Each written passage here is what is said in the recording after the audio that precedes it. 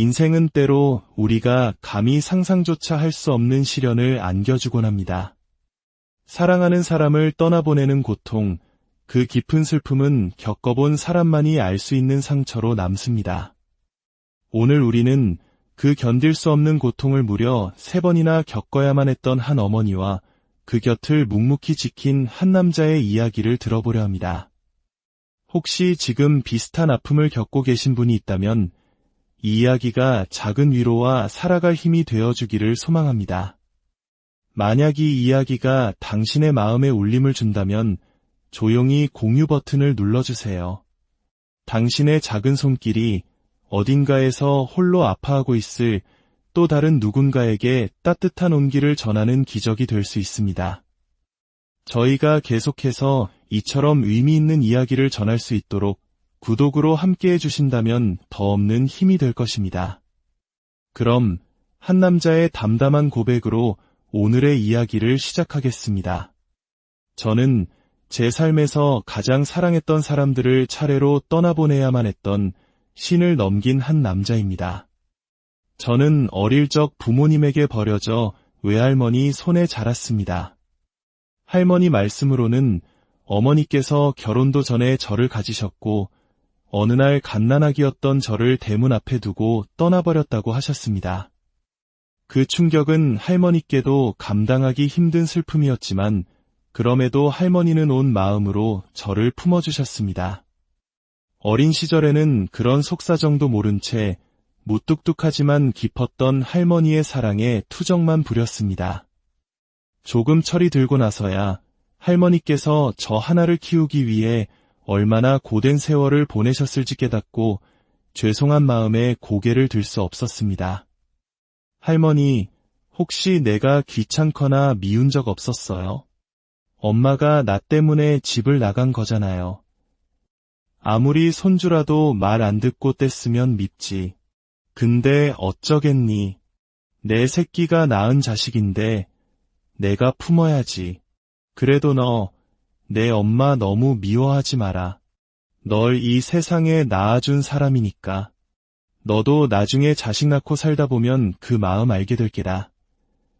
하지만 저는 할머니의 그 깊은 마음을 채 알기도 전에 21살의 나이에 할머니와 영원한 이별을 해야 했습니다. 제대로 된 효도 한 번 해드리지 못한 것이 제 가슴에는 지워지지 않는 한으로 남았습니다.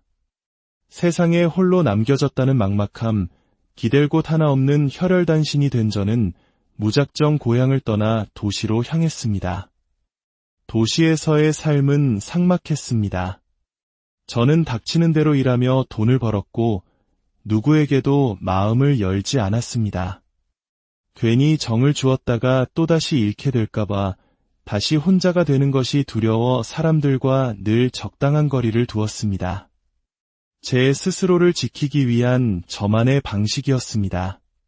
그렇게 굳게 닫혔던 제 마음의 문을 활짝 열어준 사람이 바로 지금은 제 곁에 없는 아내였습니다. 아내와의 첫 만남은, 아니, 아내를 만나기 전 장모님과의 첫 만남은 참으로 기이한 우연이었습니다. 당시 저는 사람들과 부딪히는 것이 싫어 일부러 손님 없는 허름한 식당만 찾아다녔습니다. 그날도 동네 구석, 사장님이 불친절하기로 소문난 식당에서 저녁을 먹고 있었습니다. 그런데 그때 어떤 아주머니 한 분이 들어오셨습니다. 여기 김치찌개 하나만 주세요. 천천히 주셔도 괜찮아요. 혼자 왔어요. 아, 장사도 안 돼 죽겠는데 자꾸 혼자 오는 사람들만 오네. 기다려요. 식당 주인은 아주머니의 상냥한 말투에도 퉁명스럽게 대꾸했습니다. 아주머니는 멋쩍어 하시다 구석에서 혼자 밥을 먹던 저와 눈이 마주쳤습니다. 내가 혼자 와서 화가 나셨나 봐요. 허허, 저는 당황해하는 아주머니께 원래 저런 분이니 신경 쓰지 마시라고 처음 보는 사람에게 말을 건넸습니다. 이상하게 그날따라 아주머니가 낯설지 않게 느껴졌습니다. 잠시 후 식당 주인은 김치찌개를 아주머니의 테이블에 던지듯 내려놓았고 그 바람에 뜨거운 국물이 아주머니의 옷에 튀고 말았습니다. 아이고, 이를 어째. 우리 딸이 사준 옷인데 아주머니는 속상해하셨지만 식당 주인은 못 들은 척 외면했습니다. 차마 그 모습을 그냥 지나칠 수 없었던 저는 결국 제가 대신 나서서 한마디 했습니다.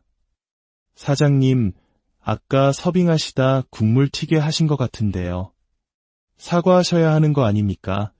결국 식당 주인은 마지못해 사과했고 음식값을 받지 않겠다며 꼬리를 내렸습니다.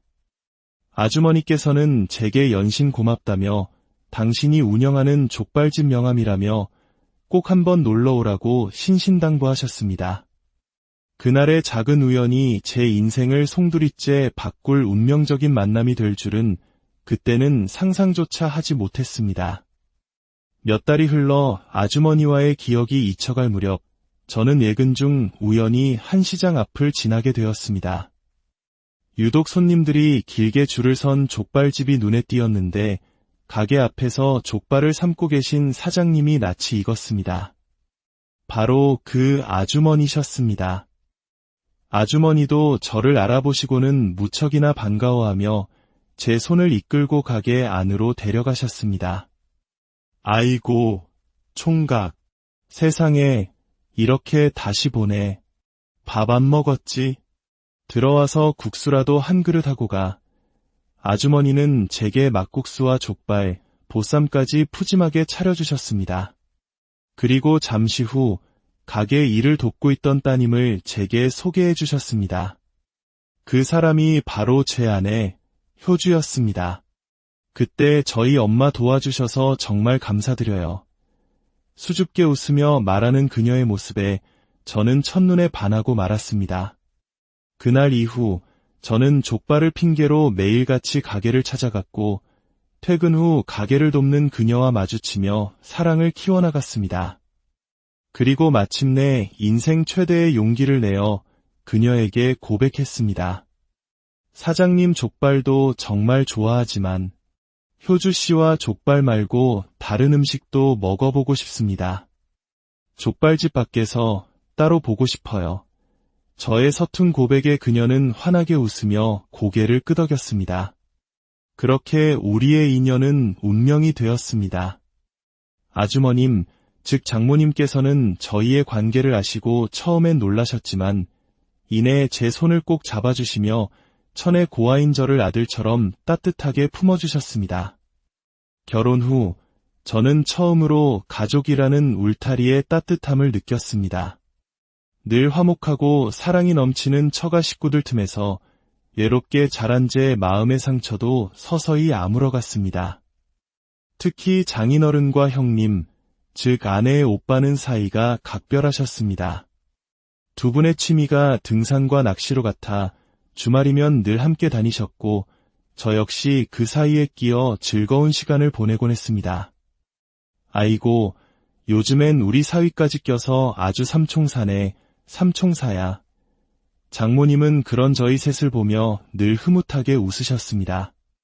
그 평화롭고 소소한 행복이 영원할 것이라 믿었습니다.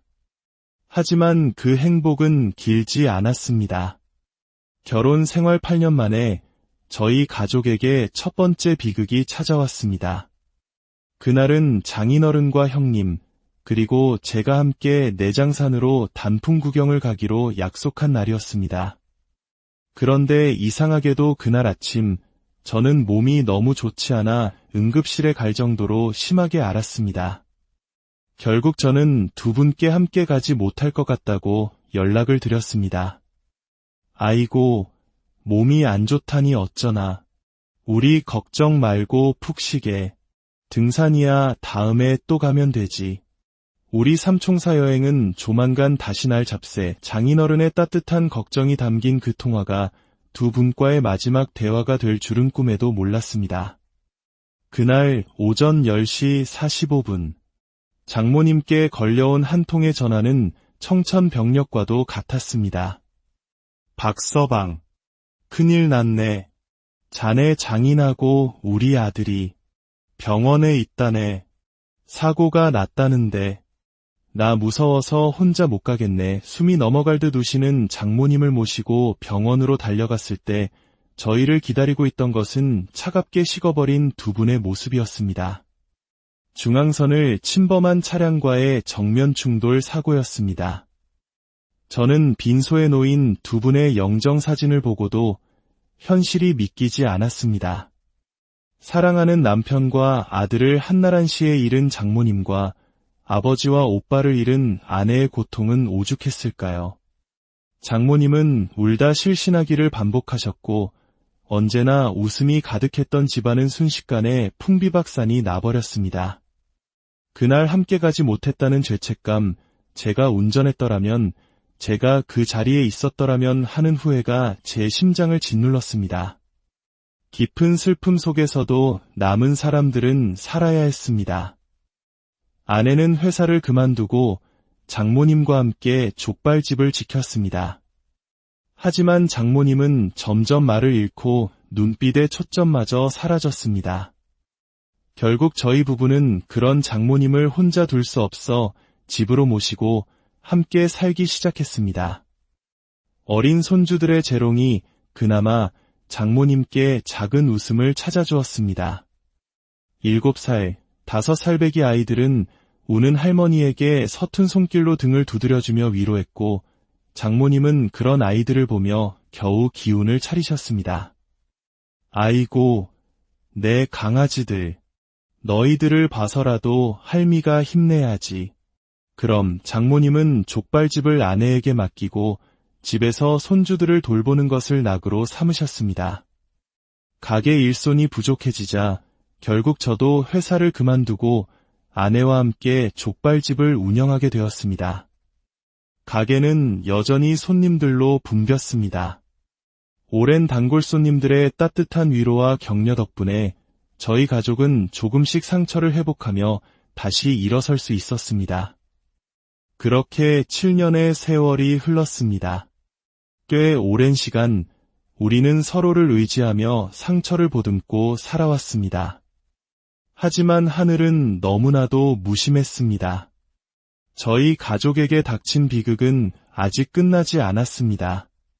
어느 날 오후 아내는 점심 장사를 마치고 잠시 은행에 다녀오겠다며 가게를 나섰습니다. 여보, 나 앞에 은행 좀 다녀올게. 금방 올 거야. 알았어. 나간 김에 바람도 좀 쐬고. 그것이 아내와의 마지막 대화였습니다. 1시간이 지나고 2시간이 지나도 아내는 돌아오지 않았습니다. 불안한 마음에 몇 번이고 전화를 걸었지만 아내의 전화기는 꺼져 있었습니다. 그리고 몇 시간 뒤 낯선 번호로 걸려온 전화 한 통에 제 심장은 땅으로 곤두박질 쳤습니다. 병원 응급실이었습니다. 미친 듯이 병원으로 달려갔을 때 제 눈앞에는 7년 전과 똑같은 결코 익숙해질 수 없는 광경이 펼쳐져 있었습니다. 은행에 다녀오던 아내는 신호를 위반하고 달려오던 오토바이에 부딪혀 머리를 크게 다쳤고 다시는 돌아올 수 없는 곳으로 떠나버렸습니다. 소식을 듣고 달려오신 장모님은 그 자리에서 온몸에 경련을 일으키며 졸도하셨습니다.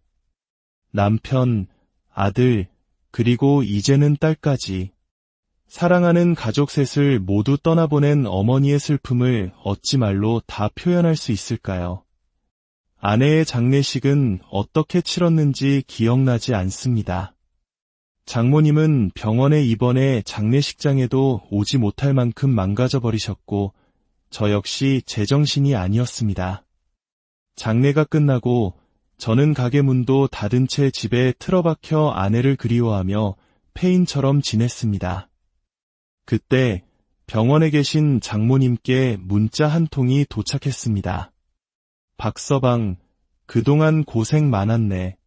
남편하고 아들 먼저 보내고 자네한테 많이 의지했는데 우리 딸까지 가고 나니 도무지 견딜 수가 없네. 이 못난 장모 용서하게.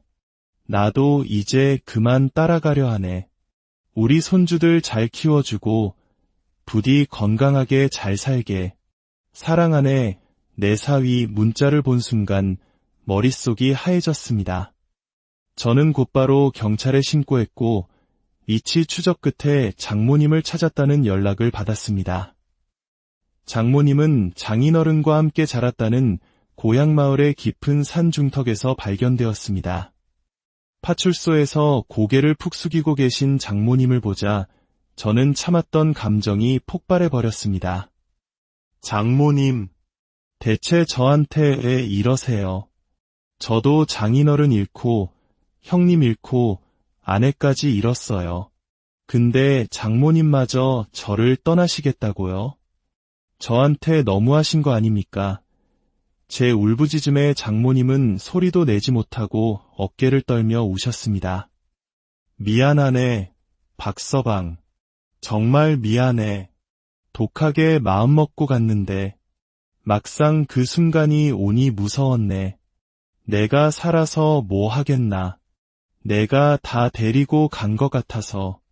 내가 죄인이라서 우는 장모님을 부축해 집으로 돌아오는 길 우리는 아무 말도 하지 않았습니다. 하지만 서로의 눈빛 속에서 같은 마음을 읽을 수 있었습니다.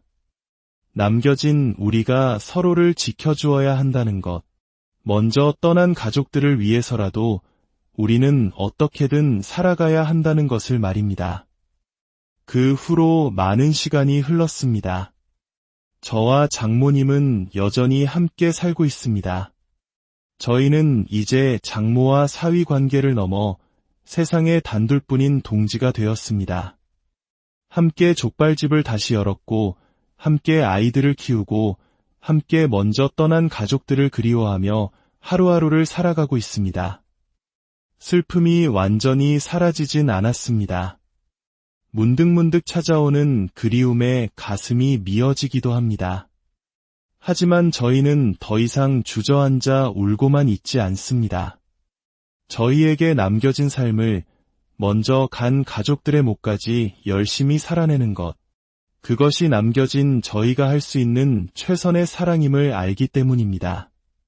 오늘도 저희는 족발을 삶고 손님을 맞이합니다. 그리고 하늘을 보며 조용히 속삭입니다. 보고 계시죠? 우리 이렇게 잘 살고 있어요. 그러니 그곳에서 인생은 때로 우리가 감히 상상조차 할 수 없는 시련을 안겨주곤 합니다. 사랑하는 사람을 떠나보내는 고통, 그 깊은 슬픔은 겪어본 사람만이 알 수 있는 상처로 남습니다. 오늘 우리는 그 견딜 수 없는 고통을 무려 3번이나 겪어야만 했던 한 어머니와 그 곁을 묵묵히 지킨 한 남자의 이야기를 들어보려 합니다. 혹시 지금 비슷한 아픔을 겪고 계신 분이 있다면 이 이야기가 작은 위로와 살아갈 힘이 되어주기를 소망합니다. 만약 이 이야기가 당신의 마음에 울림을 준다면 조용히 공유 버튼을 눌러주세요. 당신의 작은 손길이 어딘가에서 홀로 아파하고 있을 또 다른 누군가에게 따뜻한 온기를 전하는 기적이 될 수 있습니다. 저희가 계속해서 이처럼 의미 있는 이야기를 전할 수 있도록 구독으로 함께해 주신다면 더 없는 힘이 될 것입니다. 그럼 한 남자의 담담한 고백으로 오늘의 이야기를 시작하겠습니다. 저는 제 삶에서 가장 사랑했던 사람들을 차례로 떠나보내야만 했던 신을 넘긴 한 남자입니다. 저는 어릴 적 부모님에게 버려져 외할머니 손에 자랐습니다. 할머니 말씀으로는 어머니께서 결혼도 전에 저를 가지셨고 어느 날 갓난아기였던 저를 대문 앞에 두고 떠나버렸다고 하셨습니다. 그 충격은 할머니께도 감당하기 힘든 슬픔이었지만 그럼에도 할머니는 온 마음으로 저를 품어주셨습니다. 어린 시절에는 그런 속사정도 모른 채 무뚝뚝하지만 깊었던 할머니의 사랑에 투정만 부렸습니다. 조금 철이 들고 나서야 할머니께서 저 하나를 키우기 위해 얼마나 고된 세월을 보내셨을지 깨닫고 죄송한 마음에 고개를 들 수 없었습니다.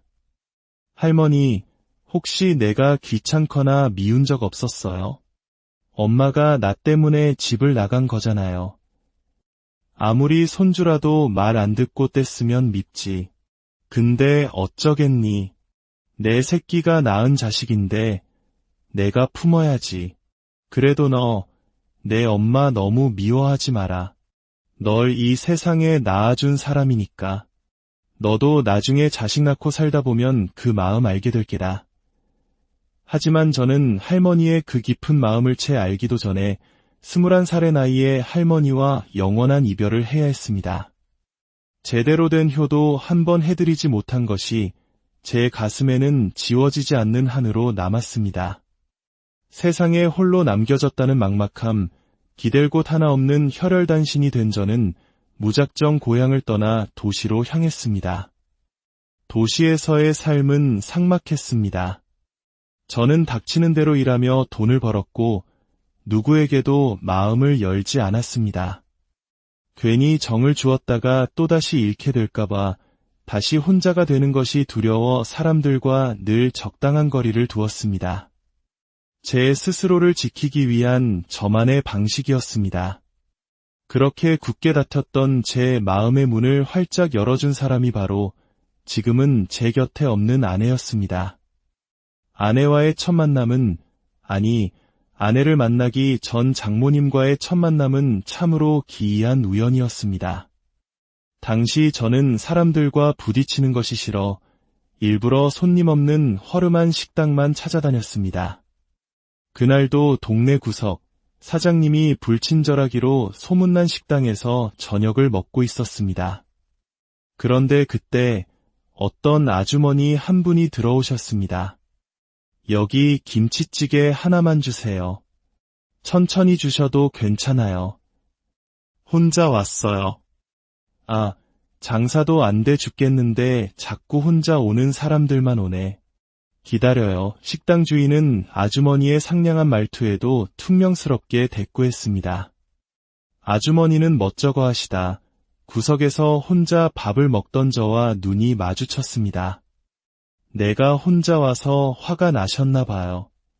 허허, 저는 당황해하는 아주머니께 원래 저런 분이니 신경 쓰지 마시라고 처음 보는 사람에게 말을 건넸습니다. 이상하게 그날따라 아주머니가 낯설지 않게 느껴졌습니다. 잠시 후 식당 주인은 김치찌개를 아주머니의 테이블에 던지듯 내려놓았고 그 바람에 뜨거운 국물이 아주머니의 옷에 튀고 말았습니다. 아이고, 이를 어째. 우리 딸이 사준 옷인데 아주머니는 속상해하셨지만 식당 주인은 못 들은 척 외면했습니다. 차마 그 모습을 그냥 지나칠 수 없었던 저는 결국 제가 대신 나서서 한마디 했습니다. 사장님, 아까 서빙하시다 국물 튀게 하신 것 같은데요. 사과하셔야 하는 거 아닙니까? 결국 식당 주인은 마지못해 사과했고 음식값을 받지 않겠다며 꼬리를 내렸습니다. 아주머니께서는 제게 연신 고맙다며 당신이 운영하는 족발집 명함이라며 꼭 한번 놀러오라고 신신당부하셨습니다. 그날의 작은 우연이 제 인생을 송두리째 바꿀 운명적인 만남이 될 줄은 그때는 상상조차 하지 못했습니다. 몇 달이 흘러 아주머니와의 기억이 잊혀갈 무렵 저는 예근 중 우연히 한 시장 앞을 지나게 되었습니다. 유독 손님들이 길게 줄을 선 족발집이 눈에 띄었는데 가게 앞에서 족발을 삶고 계신 사장님이 낯이 익었습니다. 바로 그 아주머니셨습니다. 아주머니도 저를 알아보시고는 무척이나 반가워하며 제 손을 이끌고 가게 안으로 데려가셨습니다. 아이고, 총각, 세상에 이렇게 다시 보네. 밥 안 먹었지? 들어와서 국수라도 한 그릇 하고 가.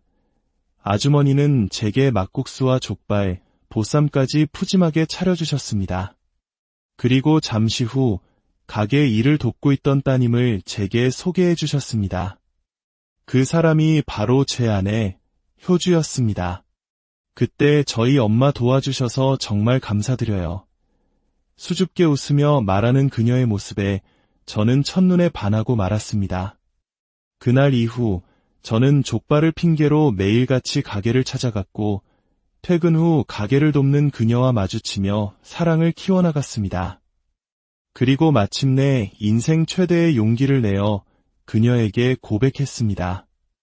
사장님 족발도 정말 좋아하지만 효주 씨와 족발 말고 다른 음식도 먹어보고 싶습니다. 족발집 밖에서 따로 보고 싶어요. 저의 서툰 고백에 그녀는 환하게 웃으며 고개를 끄덕였습니다. 그렇게 우리의 인연은 운명이 되었습니다. 아주머님, 즉 장모님께서는 저희의 관계를 아시고 처음엔 놀라셨지만 이내 제 손을 꼭 잡아주시며 천의 고아인 저를 아들처럼 따뜻하게 품어주셨습니다. 결혼 후 저는 처음으로 가족이라는 울타리의 따뜻함을 느꼈습니다. 늘 화목하고 사랑이 넘치는 처가 식구들 틈에서 외롭게 자란 제 마음의 상처도 서서히 아물어갔습니다. 특히 장인어른과 형님, 즉 아내의 오빠는 사이가 각별하셨습니다. 두 분의 취미가 등산과 낚시로 같아 주말이면 늘 함께 다니셨고 저 역시 그 사이에 끼어 즐거운 시간을 보내곤 했습니다. 아이고, 요즘엔 우리 사위까지 껴서 아주 삼총사네, 삼총사야. 장모님은 그런 저희 셋을 보며 늘 흐뭇하게 웃으셨습니다. 그 평화롭고 소소한 행복이 영원할 것이라 믿었습니다. 하지만 그 행복은 길지 않았습니다. 결혼 생활 8년 만에 저희 가족에게 첫 번째 비극이 찾아왔습니다. 그날은 장인어른과 형님, 그리고 제가 함께 내장산으로 단풍 구경을 가기로 약속한 날이었습니다. 그런데 이상하게도 그날 아침 저는 몸이 너무 좋지 않아 응급실에 갈 정도로 심하게 앓았습니다. 결국 저는 두 분께 함께 가지 못할 것 같다고 연락을 드렸습니다. 아이고, 몸이 안 좋다니 어쩌나. 우리 걱정 말고 푹 쉬게. 등산이야 다음에 또 가면 되지. 우리 삼총사 여행은 조만간 다시 날 잡세. 장인어른의 따뜻한 걱정이 담긴 그 통화가 두 분과의 마지막 대화가 될 줄은 꿈에도 몰랐습니다. 그날 오전 10시 45분 장모님께 걸려온 한 통의 전화는 청천벽력과도 같았습니다. 박서방, 큰일 났네. 자네 장인하고 우리 아들이 병원에 있다네. 사고가 났다는데. 나 무서워서 혼자 못 가겠네. 숨이 넘어갈 듯 우시는 장모님을 모시고 병원으로 달려갔을 때 저희를 기다리고 있던 것은 차갑게 식어버린 두 분의 모습이었습니다. 중앙선을 침범한 차량과의 정면 충돌 사고였습니다. 저는 빈소에 놓인 두 분의 영정사진을 보고도 현실이 믿기지 않았습니다. 사랑하는 남편과 아들을 한나란시에 잃은 장모님과 아버지와 오빠를 잃은 아내의 고통은 오죽했을까요?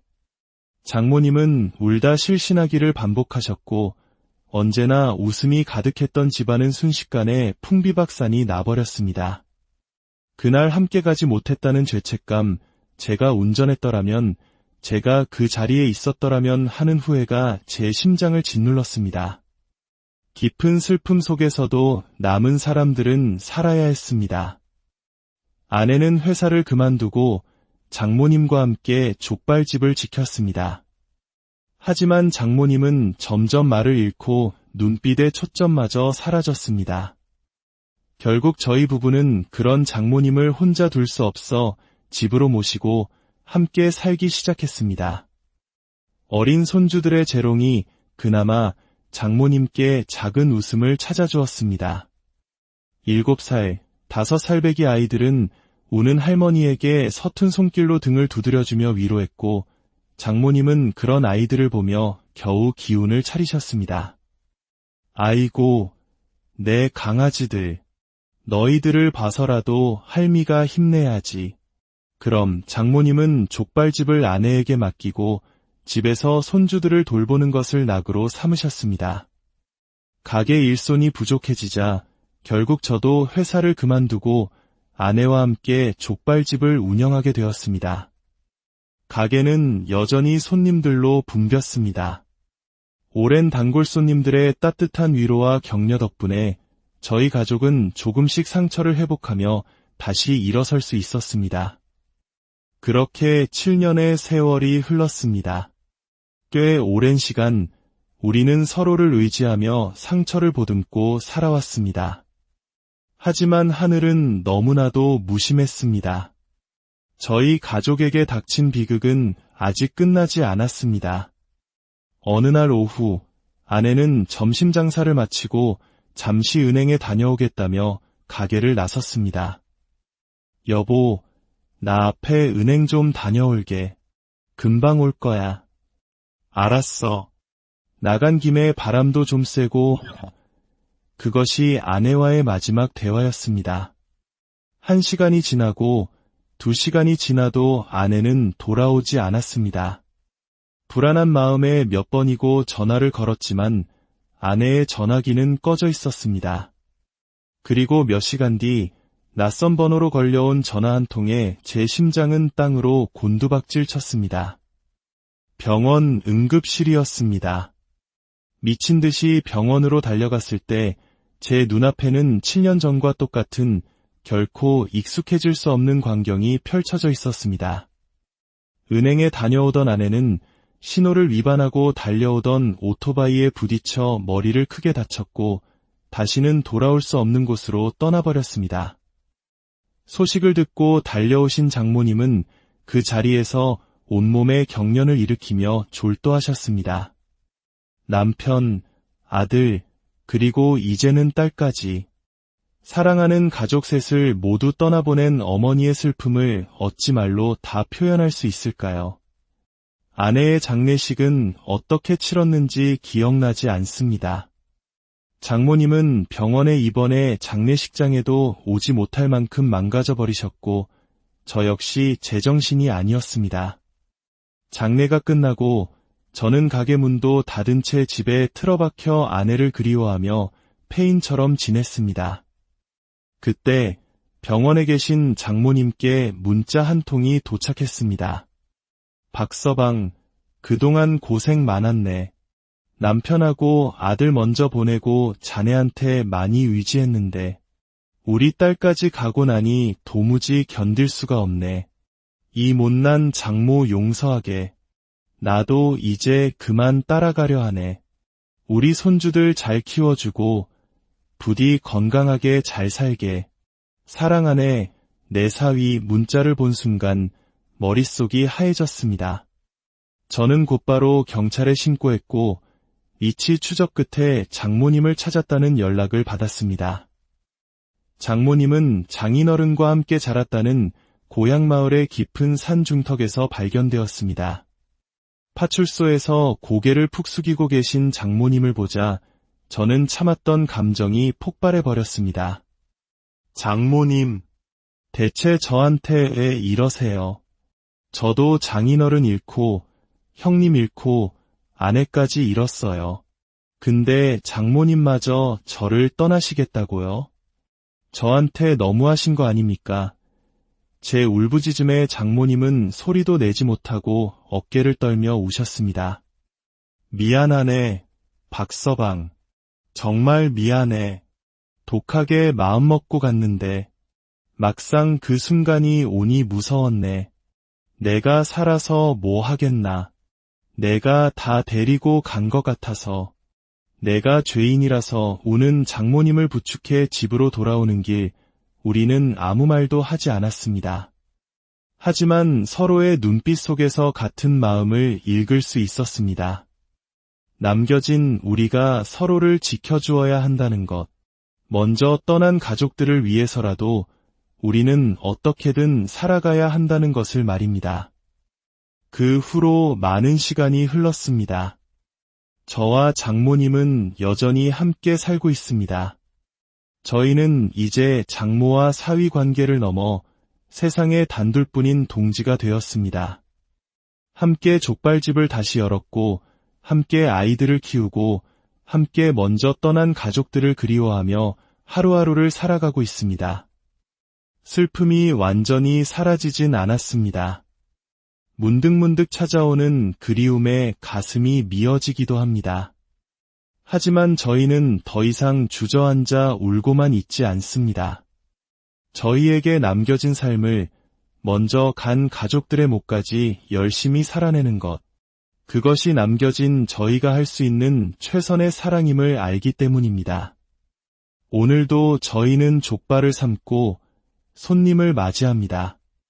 그리고 하늘을 보며 조용히 속삭입니다. 보고 계시죠? 우리 이렇게 잘 살고 있어요. 그러니 그곳에서 인생은 때로 우리가 감히 상상조차 할 수 없는 시련을 안겨주곤 합니다.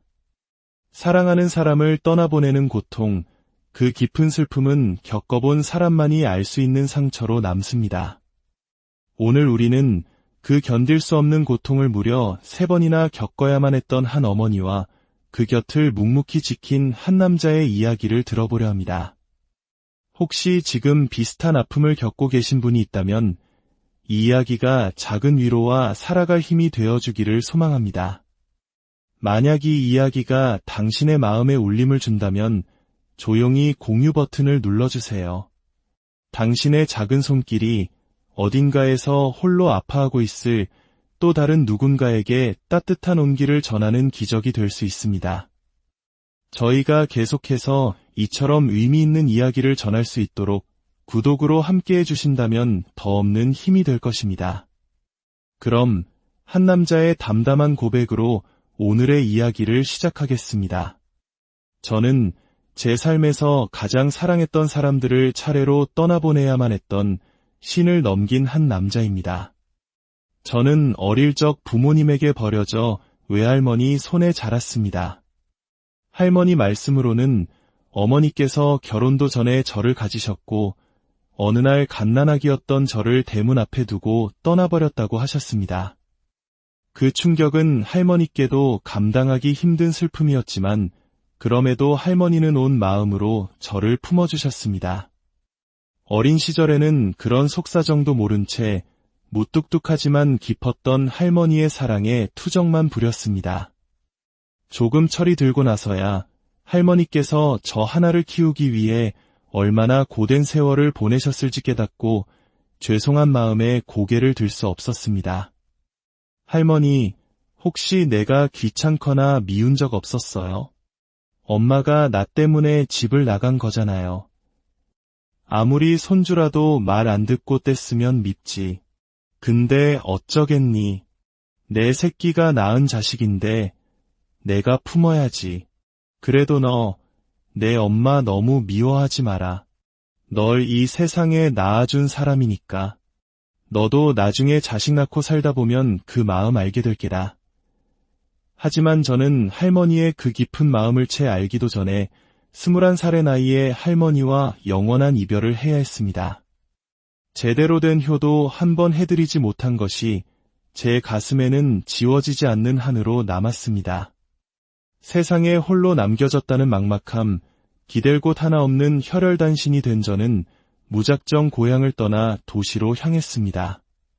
도시에서의 삶은 삭막했습니다.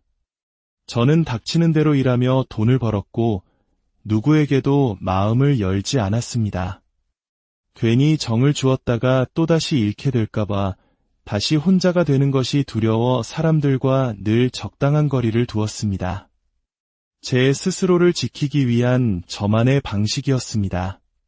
그렇게 굳게 닫혔던 제 마음의 문을 활짝 열어준 사람이 바로 지금은 제 곁에 없는 아내였습니다. 아내와의 첫 만남은, 아니, 아내를 만나기 전 장모님과의 첫 만남은 참으로 기이한 우연이었습니다. 당시 저는 사람들과 부딪히는 것이 싫어 일부러 손님 없는 허름한 식당만 찾아다녔습니다. 그날도 동네 구석, 사장님이 불친절하기로 소문난 식당에서 저녁을 먹고 있었습니다. 그런데 그때 어떤 아주머니 한 분이 들어오셨습니다. 여기 김치찌개 하나만 주세요. 천천히 주셔도 괜찮아요. 혼자 왔어요. 아, 장사도 안 돼 죽겠는데 자꾸 혼자 오는 사람들만 오네. 기다려요. 식당 주인은 아주머니의 상냥한 말투에도 퉁명스럽게 대꾸했습니다. 아주머니는 멋쩍어 하시다 구석에서 혼자 밥을 먹던 저와 눈이 마주쳤습니다. 내가 혼자 와서 화가 나셨나 봐요.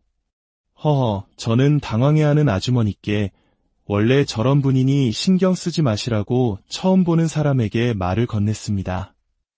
이상하게 그날따라 아주머니가 낯설지 않게 느껴졌습니다. 잠시 후 식당 주인은 김치찌개를 아주머니의 테이블에 던지듯 내려놓았고 그 바람에 뜨거운 국물이 아주머니의 옷에 튀고 말았습니다. 아이고, 이를 어째. 우리 딸이 사준 옷인데 아주머니는 속상해하셨지만 식당 주인은 못 들은 척 외면했습니다.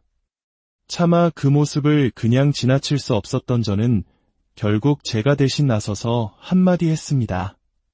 사장님, 아까 서빙하시다 국물 튀게 하신 것 같은데요. 사과하셔야 하는 거 아닙니까? 결국 식당 주인은 마지못해 사과했고 음식값을 받지 않겠다며 꼬리를 내렸습니다. 아주머니께서는 제게 연신 고맙다며 당신이 운영하는 족발집 명함이라며 꼭 한번 놀러오라고 신신당부하셨습니다. 그날의 작은 우연이 제 인생을 송두리째 바꿀 운명적인 만남이 될 줄은 그때는 상상조차 하지 못했습니다. 몇 달이 흘러 아주머니와의 기억이 잊혀갈 무렵 저는 예근 중 우연히 한 시장 앞을 지나게 되었습니다. 유독 손님들이 길게 줄을 선 족발집이 눈에 띄었는데 가게 앞에서 족발을 삶고 계신 사장님이 낯이 익었습니다. 바로 그 아주머니셨습니다. 아주머니도 저를 알아보시고는 무척이나 반가워하며 제 손을 이끌고 가게 안으로 데려가셨습니다. 아이고, 총각. 세상에 이렇게 다시 보네. 밥 안 먹었지? 들어와서 국수라도 한 그릇 하고 가. 아주머니는 제게 막국수와 족발, 보쌈까지 푸짐하게 차려주셨습니다. 그리고 잠시 후 가게 일을 돕고 있던 따님을 제게 소개해 주셨습니다. 그 사람이 바로 제 아내 효주였습니다. 그때 저희 엄마 도와주셔서 정말 감사드려요. 수줍게 웃으며 말하는 그녀의 모습에 저는 첫눈에 반하고 말았습니다. 그날 이후 저는 족발을 핑계로 매일같이 가게를 찾아갔고 퇴근 후 가게를 돕는 그녀와 마주치며 사랑을 키워나갔습니다. 그리고 마침내 인생 최대의 용기를 내어 그녀에게 고백했습니다. 사장님 족발도 정말 좋아하지만 효주 씨와 족발 말고 다른 음식도 먹어보고 싶습니다. 족발집 밖에서 따로 보고 싶어요. 저의 서툰 고백에 그녀는 환하게 웃으며 고개를 끄덕였습니다. 그렇게 우리의 인연은 운명이 되었습니다. 아주머님, 즉 장모님께서는 저희의 관계를 아시고 처음엔 놀라셨지만 이내 제 손을 꼭 잡아주시며 천의 고아인 저를 아들처럼 따뜻하게 품어주셨습니다. 결혼 후 저는 처음으로 가족이라는 울타리의 따뜻함을 느꼈습니다. 늘 화목하고 사랑이 넘치는 처가 식구들 틈에서 외롭게 자란 제 마음의 상처도 서서히 아물어갔습니다. 특히 장인어른과 형님, 즉 아내의 오빠는 사이가 각별하셨습니다. 두 분의 취미가 등산과 낚시로 같아 주말이면 늘 함께 다니셨고 저 역시 그 사이에 끼어 즐거운 시간을 보내곤 했습니다. 아이고, 요즘엔 우리 사위까지 껴서 아주 삼총사네, 삼총사야. 장모님은 그런 저희 셋을 보며 늘 흐뭇하게 웃으셨습니다. 그 평화롭고 소소한 행복이 영원할 것이라 믿었습니다. 하지만 그 행복은 길지 않았습니다.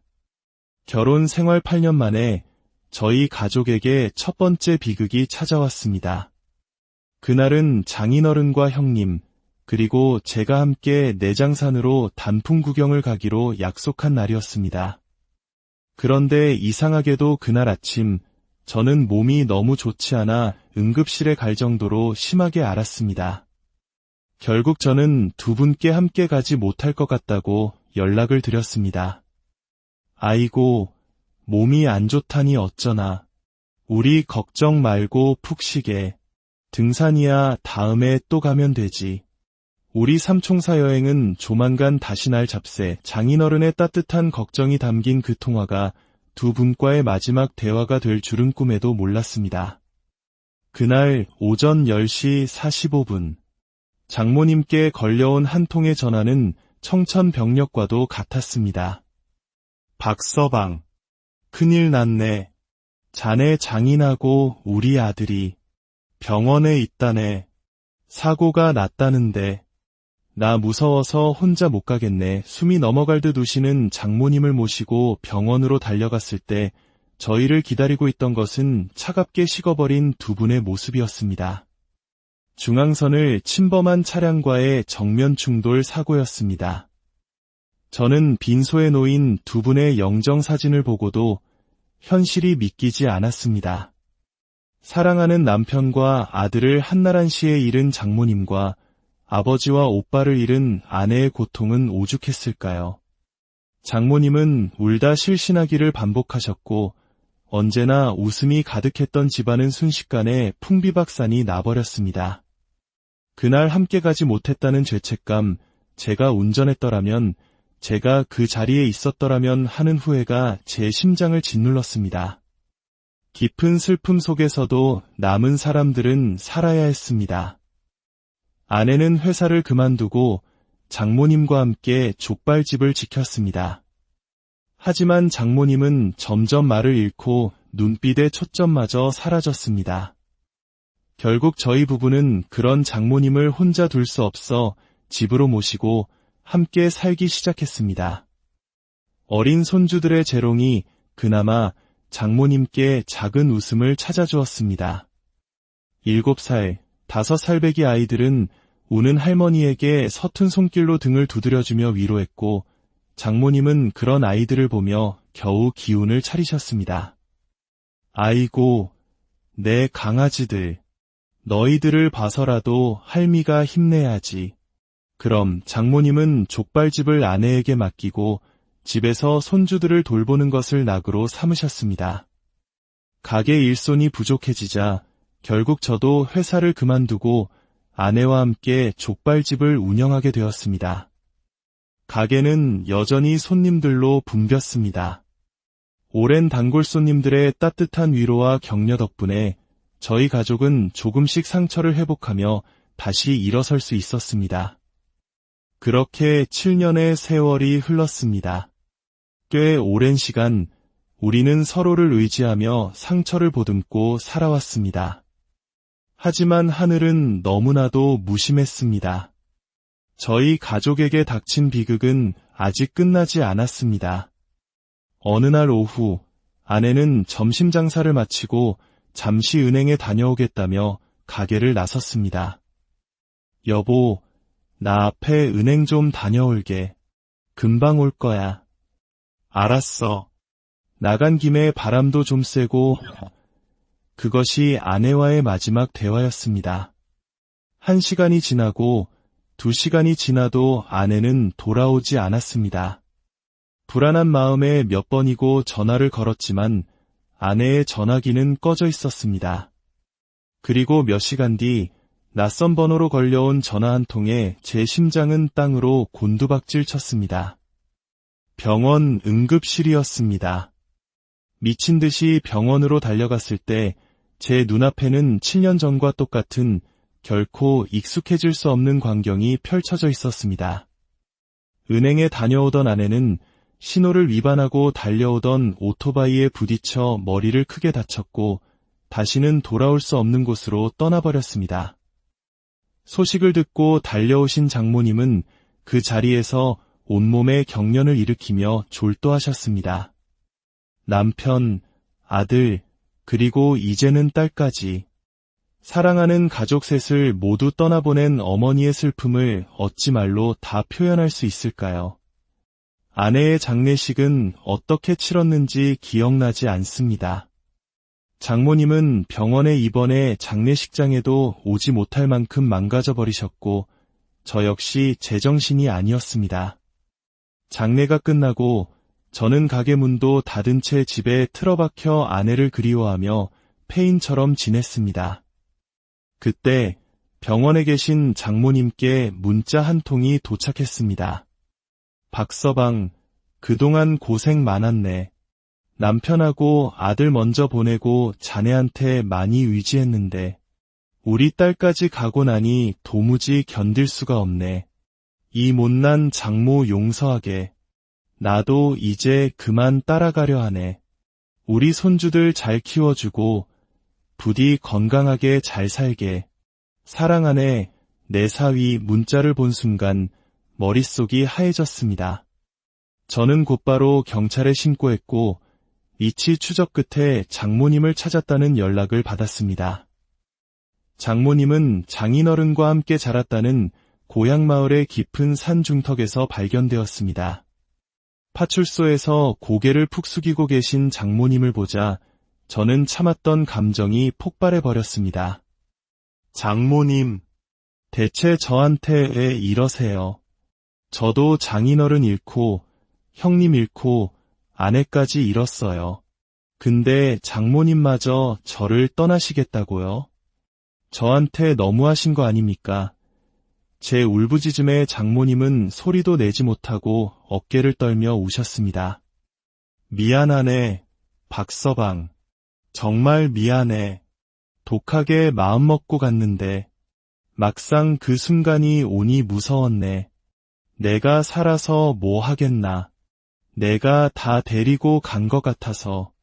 내가 죄인이라서 우는 장모님을 부축해 집으로 돌아오는 길 우리는 아무 말도 하지 않았습니다. 하지만 서로의 눈빛 속에서 같은 마음을 읽을 수 있었습니다. 남겨진 우리가 서로를 지켜주어야 한다는 것. 먼저 떠난 가족들을 위해서라도 우리는 어떻게든 살아가야 한다는 것을 말입니다. 그 후로 많은 시간이 흘렀습니다. 저와 장모님은 여전히 함께 살고 있습니다. 저희는 이제 장모와 사위 관계를 넘어 세상에 단둘뿐인 동지가 되었습니다. 함께 족발집을 다시 열었고 함께 아이들을 키우고 함께 먼저 떠난 가족들을 그리워하며 하루하루를 살아가고 있습니다. 슬픔이 완전히 사라지진 않았습니다. 문득문득 찾아오는 그리움에 가슴이 미어지기도 합니다. 하지만 저희는 더 이상 주저앉아 울고만 있지 않습니다. 저희에게 남겨진 삶을 먼저 간 가족들의 몫까지 열심히 살아내는 것. 그것이 남겨진 저희가 할 수 있는 최선의 사랑임을 알기 때문입니다. 오늘도 저희는 족발을 삶고 손님을 맞이합니다. 그리고 하늘을 보며 조용히 속삭입니다. 보고 계시죠? 우리 이렇게 잘 살고 있어요. 그러니 그곳에서 인생은 때로 우리가 감히 상상조차 할 수 없는 시련을 안겨주곤 합니다. 사랑하는 사람을 떠나보내는 고통, 그 깊은 슬픔은 겪어본 사람만이 알 수 있는 상처로 남습니다. 오늘 우리는 그 견딜 수 없는 고통을 무려 3번이나 겪어야만 했던 한 어머니와 그 곁을 묵묵히 지킨 한 남자의 이야기를 들어보려 합니다. 혹시 지금 비슷한 아픔을 겪고 계신 분이 있다면 이 이야기가 작은 위로와 살아갈 힘이 되어주기를 소망합니다. 만약 이 이야기가 당신의 마음에 울림을 준다면 조용히 공유 버튼을 눌러주세요. 당신의 작은 손길이 어딘가에서 홀로 아파하고 있을 또 다른 누군가에게 따뜻한 온기를 전하는 기적이 될 수 있습니다. 저희가 계속해서 이처럼 의미 있는 이야기를 전할 수 있도록 구독으로 함께해 주신다면 더 없는 힘이 될 것입니다. 그럼 한 남자의 담담한 고백으로 오늘의 이야기를 시작하겠습니다. 저는 제 삶에서 가장 사랑했던 사람들을 차례로 떠나보내야만 했던 신을 넘긴 한 남자입니다. 저는 어릴 적 부모님에게 버려져 외할머니 손에 자랐습니다. 할머니 말씀으로는 어머니께서 결혼도 전에 저를 가지셨고 어느 날 갓난아기였던 저를 대문 앞에 두고 떠나버렸다고 하셨습니다. 그 충격은 할머니께도 감당하기 힘든 슬픔이었지만 그럼에도 할머니는 온 마음으로 저를 품어주셨습니다. 어린 시절에는 그런 속사정도 모른 채 무뚝뚝하지만 깊었던 할머니의 사랑에 투정만 부렸습니다. 조금 철이 들고 나서야 할머니께서 저 하나를 키우기 위해 얼마나 고된 세월을 보내셨을지 깨닫고 죄송한 마음에 고개를 들 수 없었습니다. 할머니, 혹시 내가 귀찮거나 미운 적 없었어요? 엄마가 나 때문에 집을 나간 거잖아요. 아무리 손주라도 말 안 듣고 뗐으면 밉지. 근데 어쩌겠니. 내 새끼가 낳은 자식인데 내가 품어야지. 그래도 너, 내 엄마 너무 미워하지 마라. 널 이 세상에 낳아준 사람이니까. 너도 나중에 자식 낳고 살다 보면 그 마음 알게 될 게다.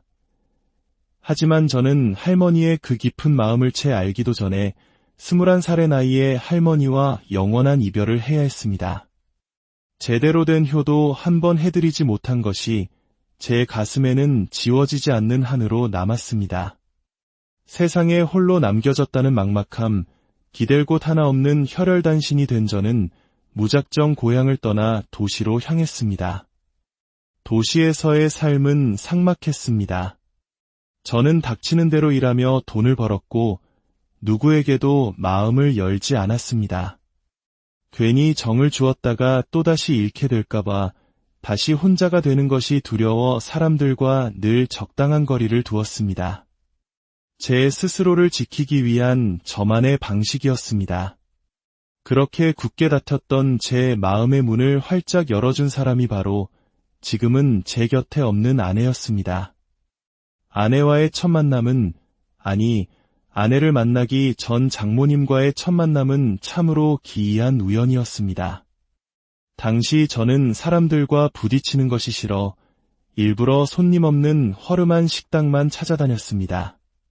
그날도 동네 구석, 사장님이 불친절하기로 소문난 식당에서 저녁을 먹고 있었습니다. 그런데 그때 어떤 아주머니 한 분이 들어오셨습니다. 여기 김치찌개 하나만 주세요. 천천히 주셔도 괜찮아요. 혼자 왔어요. 아, 장사도 안 돼 죽겠는데 자꾸 혼자 오는 사람들만 오네. 기다려요. 식당 주인은 아주머니의 상냥한 말투에도 퉁명스럽게 대꾸했습니다. 아주머니는 멋쩍어 하시다 구석에서 혼자 밥을 먹던 저와 눈이 마주쳤습니다. 내가 혼자 와서 화가 나셨나 봐요. 허허, 저는 당황해하는 아주머니께 원래 저런 분이니 신경 쓰지 마시라고 처음 보는 사람에게 말을 건넸습니다. 이상하게 그날따라 아주머니가 낯설지 않게 느껴졌습니다. 잠시 후 식당 주인은 김치찌개를 아주머니의 테이블에 던지듯 내려놓았고 그 바람에 뜨거운 국물이 아주머니의 옷에 튀고 말았습니다. 아이고, 이를 어째.